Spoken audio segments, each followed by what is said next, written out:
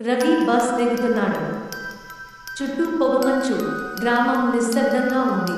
రవి తనలో తానే చిరునవ్వుతో ఇదేనా నా కొత్త జీవితం మొదలయ్యేది? ఊరు కాస్త బాగానే ఉంది, కానీ ఏదో తెలియని వణుకు వేసేలా ఉంది. బంగ్లా ముందు రియల్టీ ఏజెంట్ భయపడ్డ ఆకృతితో నెమ్మదిగా ఇల్లు చాలా చౌక, కానీ చిన్న సూచన ఉంది. ఏడో రూమ్ తీయకూడదు ఎప్పుడు, ఏ పరిస్థితుల్లోనూ. రవి అవగాహన లేకుండా నవ్వుతూ, ఏంటి సార్, సినిమాలాగా భయపెడుతున్నారు? చింతించకండి, గదులన్నీ ఓపెన్ చేయాల్సిన అవసరం లేదు నాకు. రవి బ్రష్ చేసుకుంటున్నాడు.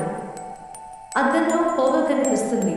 రవి తనలో తానే నవ్వుతూ, రాత్రి పక్కా స్పైసీ బజ్జీ తిన్నదే. కలలో కూడా బంగ్లా హర్రర్ షో మొదలైంది. రవి ఆశ్చర్యంగా, ఏంటిది? ఎవరు రాశారు ఇది? రవి అరిచి భయంతో, అబ్బో, ఏంటి ఇది? నేనింకా కలలో ఉన్నానా? అనన్య ఎంట్రీ. ప్రేమ లేదా పరమా? కిరణాల మధ్య అనన్య నిలబడి ఉంది. తెల్లటి వెంటేజ్ చీర, గ్లో చేసే ముఖం.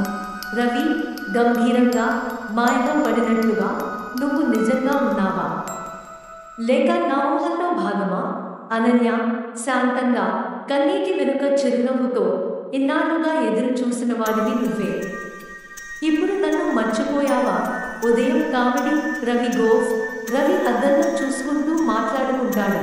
రవి నవ్వుతూ, రవి గారు, భూతం మీద లైన్ వేశారు మీరు. ఇప్పుడే కొత్త రికార్డు బ్రేక్ చేశారు. కాఫీ కెటిల్ స్వయంగా పనిచేస్తోంది. రవి గజగజలాడుతూ, ఇది కాఫీ విసిల్ కాదు కదా? ఎవరో ఇంకొకరున్నారు ఈ ఇంట్లో, కానీ వారు జీవించడం లేదు అనుకుంటా.